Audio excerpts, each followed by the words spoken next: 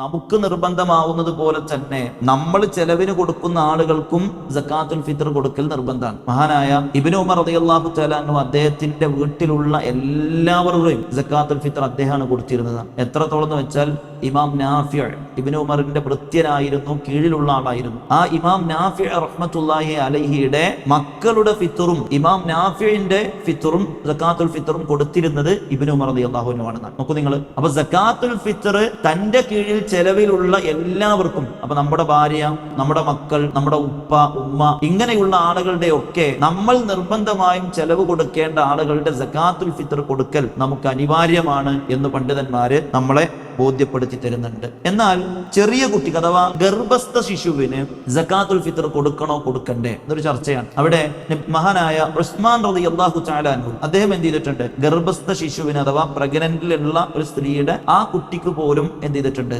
സക്കാത്തുൽ ഫിത്ർ കൊടുത്തിട്ടുണ്ട്. എന്നാൽ ആ കുട്ടിക്ക് നിർബന്ധമാണോ? ഒരിക്കലും അല്ല, നിർബന്ധമല്ല. കൊടുക്കൽ മുസ്തഹബാണ് എന്നാണ് പണ്ഡിതന്മാർ പറഞ്ഞത്. നല്ലതാണ്. സ്വഹാബി എന്ത് ചെയ്തിട്ടുണ്ട്, അങ്ങനെ ചെയ്തിട്ടുണ്ട്. അതുകൊണ്ട് തന്നെ ഖലീഫമാരിൽപ്പെട്ട ആളാണ് ഉസ്മാൻ റളിയല്ലാഹു അൻഹു. അതുകൊണ്ട് ഉസ്മാൻ റളിയല്ലാഹു അൻഹുവിന്റെ സുന്നത്തിനെ, ഖലീഫമാരുടെ സുന്നത്തിനെ പിൻപറ്റാൻ നബി പറഞ്ഞിട്ടുണ്ട്. അതുകൊണ്ട് ഉസ്മാൻ റളിയല്ലാഹു തആല അൻഹു പ്രഗ്നന്റിൽ കിടക്കുന്ന ഒരു ഗർഭസ്ഥ ശിശുവിന് സക്കാത്തുൽ ഫിത്ർ കൊടുത്തിട്ടുണ്ടെങ്കിൽ നമ്മളത് കൊടുക്കൽ നല്ലതാണ് എന്ന അഭിപ്രായം പണ്ഡിതന്മാർക്കിടയിലുണ്ട്. എന്നാൽ ഒരാൾ കൊടുത്തില്ല വെച്ചിട്ട് എന്തില്ല, അതിൽ അയാൾക്ക് ശിക്ഷയും കാര്യങ്ങളൊന്നും ഉണ്ടാവുകയില്ല എന്നുള്ളതാണ്.